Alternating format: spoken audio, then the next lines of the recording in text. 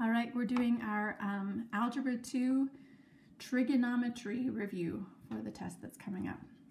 Okay, it says use the special right triangle to find the missing sides. Leave in radical form. If we see special right triangle, then we're looking for exact numbers, and the only two types of special right triangles we have are 30, 60, 90 and a 45, 45, 90. So here we have a 30. This angle must be 60 since that one is 90 degrees. And they've given us the hypotenuse as 10. The short leg is half the length of the hypotenuse. So our short leg is going to be 5. And the long leg is the short leg times root 3.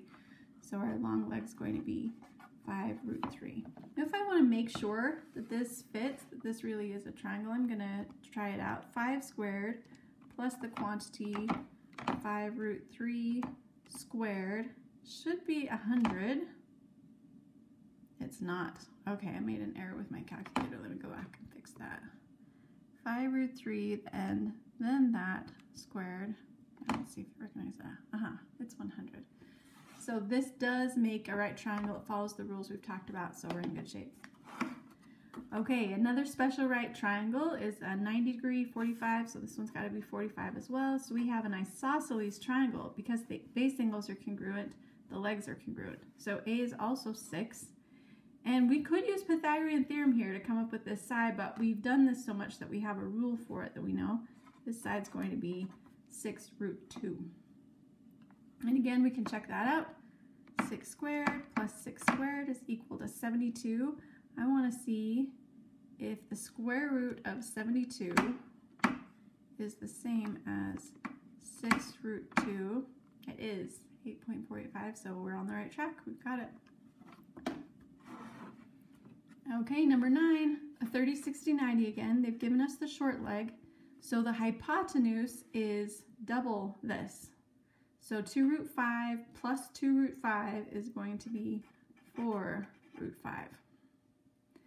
And the longer leg is the short leg times root 3. So 2 root 5 times root 3 is going to be 2 root 15. Should we check this out, make sure it makes a triangle? So parentheses 2 root 5 parentheses parentheses squared plus 2 root 15 parentheses parentheses squared. That's 80. Let's see if that's the same as 4 root 5 squared.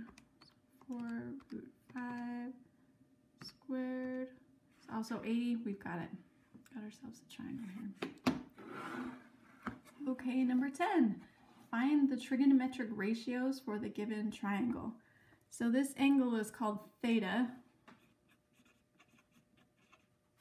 It's a Greek letter. So it's as though we're using X or A or something like that. It's just we're using theta. So according to theta, let's name the sides. That one's always hypotenuse. This one would be adjacent, and whatever this side is, it's opposite. Okay, we're probably going to need to come up with this side to figure it out. I'm thinking that we've got ourselves a Pythagorean triple here, meaning that they're all whole numbers. So I'm going to take 17 squared, that's the hypotenuse, on its own side of the equal sign, equals 15 squared plus x squared.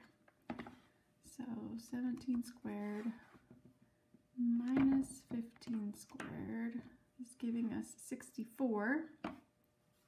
And the square root of 64 is 8. So our missing side over here is 8. Okay, so now the sine of theta. Sine is opposite over hypotenuse, so we're looking at 8 over 17. Cosine of theta is adjacent over hypotenuse, so this is 15 over 17. And the tangent of theta is opposite over adjacent, so that's going to be 8 over 15.